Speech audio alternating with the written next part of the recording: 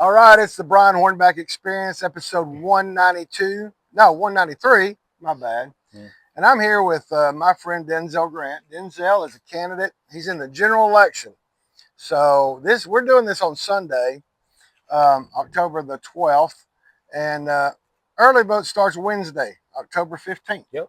Mm-hmm. and runs through the 30th, and then election day is on November 4th. Yep. So anyway, interestingly enough, we are here in the heart of District 6, which is and then a car decides to start up the lead, but it's all good. We're going to run with it. But we're right here in the heart of District 6. For those of you that don't know, and I've said it before, but I am basically a product of East Knox County, just across the Holston River. Went to Sunnyview Elementary School, K through 8, and then Carter High School, and then got married, and then a wife and I moved to West Knoxville. But I still consider East Knoxville and East Knox County home. And I met Denzel a couple years ago, I guess, as he was working through the community. But really, what was interesting is the day before the primary election, right behind us, right over there across Magnolia, is 12 acres that the city wanted my words give away to Emerald Youth. Emerald Youth is a fine organization. Steve Diggs is a good person. Grew up with him. He went to Carter before he ended up graduating at Carnes. His dad was a pastor up in Strawberry Plains. But there's just a lot of things that we might talk about later about that whole deal. But Denzel and I saw each other the day before primary election at what I call the old Kroger. It's not an event center on Asheville Highway. But I've said it in a blog post, and I've said it before, but that, to me, is when East Knoxville woke up and East Knoxville got all the city to wake up to what was going on about East Knoxville. And so that was how the whole thing kind of transpired. And Denzel got more votes in the primary than the other 4 or 5 candidates. But let's talk about Denzel Grant. Yeah. You're an East Knoxville guy. Yeah. East Knoxville guy, and I appreciate you for having me, Brian. Absolutely. East Knoxville guy, born and raised. My father, a veteran, served this country, and so that's part of the reason why I'm running. Right. I know what it takes to put service before self, and I feel like that's the leadership that District 6 needs right now. It's no secret that when I found out about Emerald Youth wanting to purchase a portion of Chahowie Park, not only did it rub me the wrong way, but there was a number of community members, as you can see. The meeting you were referencing was a huge community gathering, with majority being in opposition of the sale. And so to me, I confirmed myself I didn't want it that night. Confirmed for me that majority of East Knoxville doesn't want this in their community, and that's why I continue to speak up throughout the process. Well, the interesting thing is that the mayor had made reference to Lonsdale got this, and so now we want to get to East Knoxville. Yeah. The mayor hasn't been here all her life. Right. She hasn't been here when we knew that West fought East and East fought West, Right. and that being Lonsdale and East Knoxville, right? Mm-hmm. And so that, particularly when that comment was made, I think it was right before she decided to exit the meeting. Yeah. That just didn't sit very well. Now, Right. granted, we don't have the wars that we had in Right. East Knoxville and Lonsdale, but East Knoxville's waited for a long time. Right. The whole financing behind the whole Emerald Youth thing really didn't make a lot of sense, because if you're familiar with East Knoxville, Burlington in particular, there's a piece of land that sits between the old Hardys and the old Western Sizzling.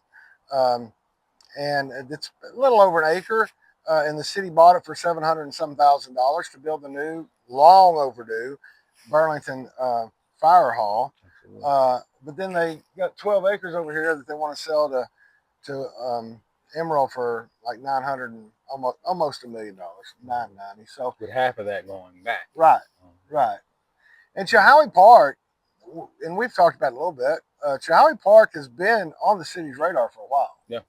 Going back 6 or 7 years, right? Right. Because the whole shift of the Muse, which is right over there, moving over right over there to the Jacobs building, that was part of that study. Yeah. Part of the 2019 strategic plan, you did have the Muse going over to the Jacobs building. That was a collection of different community members. I mean, thousands of community members. I think it was well over 2,000 surveys. Right. The city was able to get back in terms of feedback, and so a lot of things has happened since then. We've had COVID, right? We've had inflation, changes in leadership, right? And so, I think it's important. While that may have been the base as to why, Emerald is needed in East Knoxville. I think East Knoxville disagreed.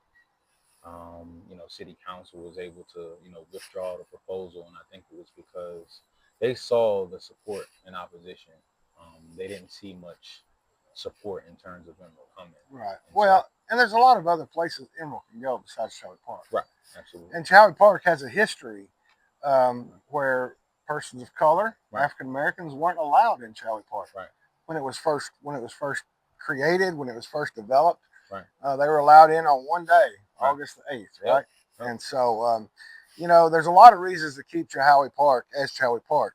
I don't think, matter of fact, as far as I can remember from when they voted for the Muse to go to Jacobs Building, there wasn't any opposition to that. No, and I think a lot of that had to do with The previous buy-in.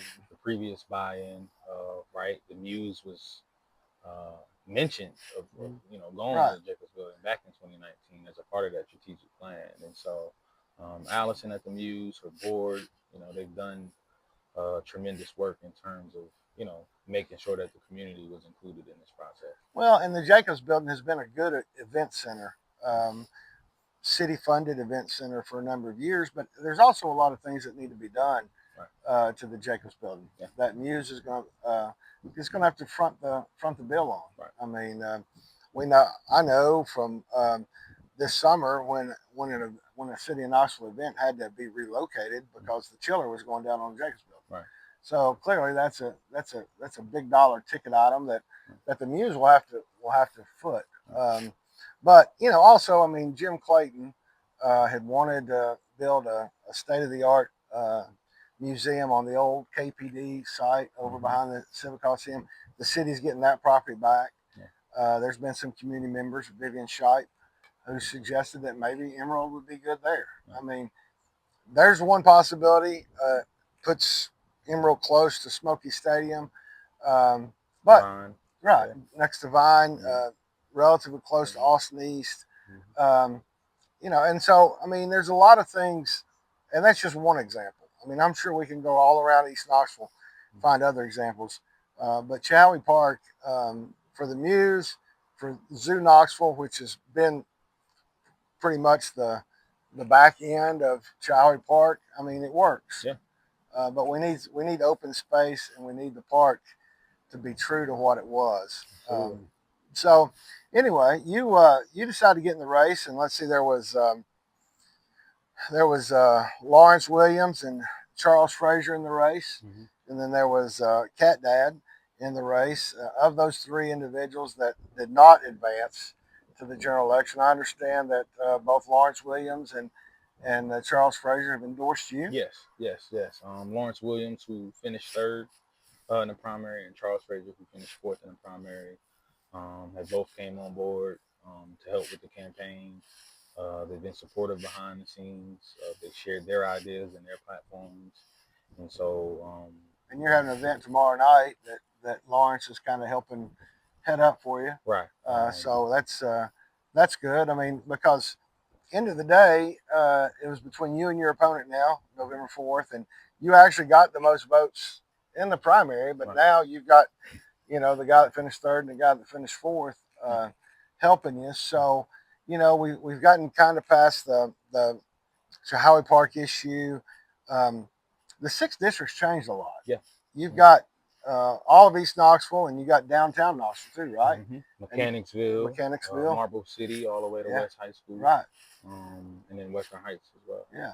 So you've got a very large area. I mean, downtown's about as packed as it can be, right? Yeah. But But I mean, Marble City's got some needs. Western Heights has got some needs. Yeah. Mechanicsville obviously is growing, and Yeah.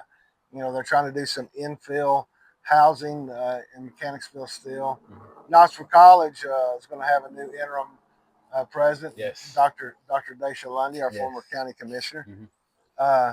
So just kind of talk about what you see as some of the other issues outside Chihowee now that Chihowiee's kind of died down for a little bit. Well, for one, just to stay over here in this area is the Magnolia Corridor. Right. Right. Right now, there's conversation. There's a plan in place, and I think we need more community inclusion on that process as well, in terms of what it looks like. And people need to be able to afford to live here. People need to be able to afford to shop here, right? But we need those businesses and stores and restaurants for consumers. I think those type of investments, will incentivize, private business from coming over here, to come over here. Right. So I think that's important. When you go over to Mechanicsville, you know what I mean. I was smiling because I'm excited that Dr. Daisha Lundy is going to be the new interim. If I'm not fortunate enough to win this election, I look forward to the opportunity of working with her in Knoxville College. Knoxville College holds an important place in the heart of East Knoxville, Mechanicsville, and so I think it's time that we start looking at equitable investment for Knoxville College and just the Mechanicsville area. Right. We don't have too much business there, right? There's not many places you can eat, patronize in Mechanicsville, and I think we have enough people here on a local level who can be those business owners, who can be those home buyers. And so it's just making sure that we're having inclusive conversations. Well, and I think it's important. We've got a lot of colleges around here. I mean, obviously, UT's bustling. Obviously, what I call State Tech, which is Phillips City State now. I mean, they're bustling, right? But Knoxville College is one of the historically black colleges that has struggled, and there's not been any real input from previous city administrations. The good news is when you become city council person, you got 2 years left of the current mayor, and then you end up with a new mayor. Right. So everybody that gets elected in this term, obviously, at some point after December 15th, when the new city council members take office, at some point the mayor is going to start becoming a lame duck. It's time to start thinking about how Knoxville kind of makes the turn. And I think you've talked about that. You talked about this morning on Channel 10 and the fact that you're the candidate for change. Absolutely. And I think now East Knoxville's woke up to the fact that it's time for change.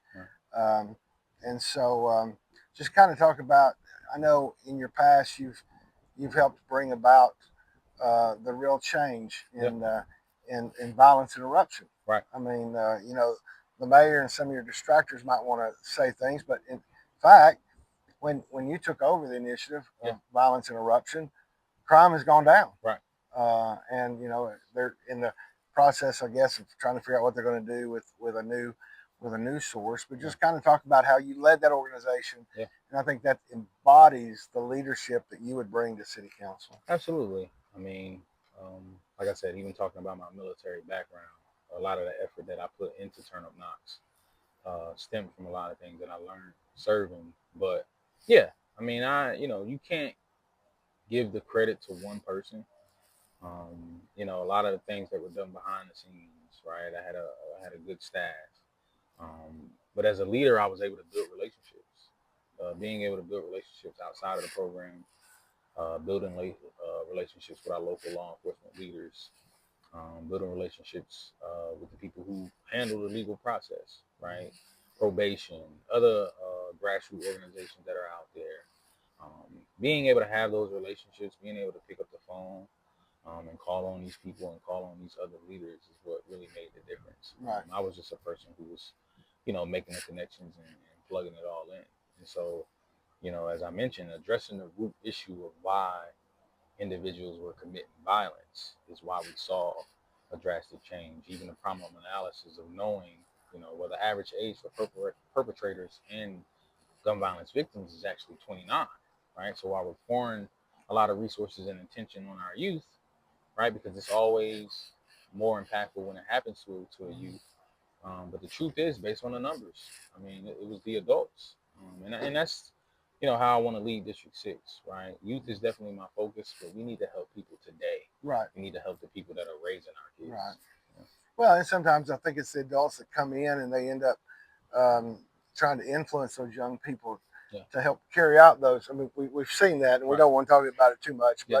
but we've seen where adults are the ones that are trying to carry on the activity, but they're recruiting the young people to do it, right? Right. And so, unfortunately, a lot of the things that happened in and around Austin East High School. Yeah. And so, I say that not in a bragging way because I don't want all of a sudden a whole bunch of crime to break out and we'd be talking about something else. Right. But I think it's an indication of the fact that you've got the connections, you've got the ability to lead the 6th district and to work with the other members of council, right? Right. Absolutely. And so it's going to be you and 4 others that come in, and then there'll be 4 more new people come in 2 years from now with the new mayor. Right. Not sure, still not convinced, although I helped lead the term limit initiative in Knox County in '94. I'm still not convinced that that's necessarily the right thing, but we'll leave that for another day. Yeah. But yeah, so what else is obviously sales tax initiative. Yeah. Sales tax initiative is going to be on the ballot November 4th. Yeah. Everybody in the city gets to vote for it. Those of you in the 5th district out in Fountain City, Mm-hmm. you normally have to sit out this election because your council member's not up, but you too get to vote starting October 15th. It's been pretty clear that I'm against the sales tax increase. I'm not a city not a city resident, not a city voter. Mm-hmm. But I think that the decision that the people who vote in the city make obviously impacts everybody because 80% of all retail in Knox County goes to the city because of annexations. And you've been pretty big proponent of not increasing the half-cent sales tax. So let everybody know what your rationale on that is. I mean, I've been against it since day one for a lot of reasons, a number of factors. One being just the economic uncertainty that we're dealing with right now, right, as a country. Right. So not only that, but when you look at the city's current budget, what are we spending? Where are we spending it, right? Where can we save, right? I think there needs to be more time in terms of really rolling this out to voters. Yeah. Given the uncertainty, where you have people struggling. I mean, people are struggling. You have inflation. You have people are losing their jobs. And so for me, I understand the importance of infrastructure and roads and being able to build our community. But I don't think it should come at the struggle of Knoxville residents. And so when you look at other leadership, representation in West Knoxville, District 2 and District 3, the current representation is in opposition of this tax sale, right? And the truth is, I would say that individuals in West Knoxville, right, if they're going to be struggling, right, if they're, saying this isn't good right now, then I think it's important for District 6 and East Knoxville residents to pay attention to that. So definitely been against it since day one. I'm not totally against raising taxes, but I'm a firm believer in timing. Well, and the timing is difficult because, again, the mayor has 2 years left. Right. And, she's passed a couple of property tax increases in her 6 years as mayor. And so it's a weird time to come in. And after they had already voted on the budget on first reading, then all of a sudden they pop up and want the sales tax. The timing, again, just like the issues with the property behind us, Shelby Park, the discussion just wasn't there. The due diligence wasn't there. And so it's really not there on the sales tax initiative either. And yeah, it's interesting that Andrew Roberto, who at one time was vice mayor last year, is now gone against it. Seema Singh's against it. Amelia's against it. So, you've got almost the majority of the city and city council that's against it. The others have been, they've been pretty clear in the fact that, Charles Thomas probably had the most the most politically safe answer and saying, and let the voters Voters decide. decide. Yeah. And I think that ultimately that's what has to happen anyway. The voters have to decide that. But yeah, so I think we've pretty much covered a lot of District Six. We've discussed the Chowie Park. Right now it's withdrawn, so it has to come back, and I don't think it's going to come back in any form like it had ever come back the first time. But anything else out there in the election that you think we need to cover? No. I think it's important that people get to the polls. Absolutely. Get to the polls. Like I said, get to know your candidate.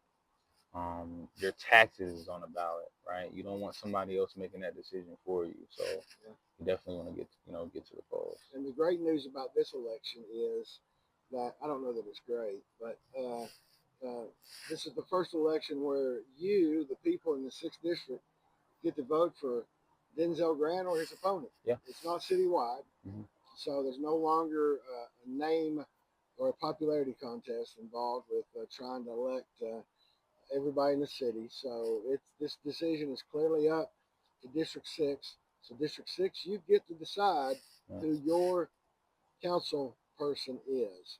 And Gwen McKenzie's a friend of mine. I think she's done a relatively good job over the last 6 years, as good as you could do through COVID and a few other things. But now the decision between Denzel Grant and the other guy, and I think Denzel summed it up pretty well when he said that if you want change, then you'll vote for Denzel. Yeah. If you want pretty much the status quo, then you vote for another guy, right? Yeah, absolutely. So, absolutely. Anyway, October 15th, Wednesday, October 15th, you got about 5 early vote locations to choose from. You do that through October 30th. Yep.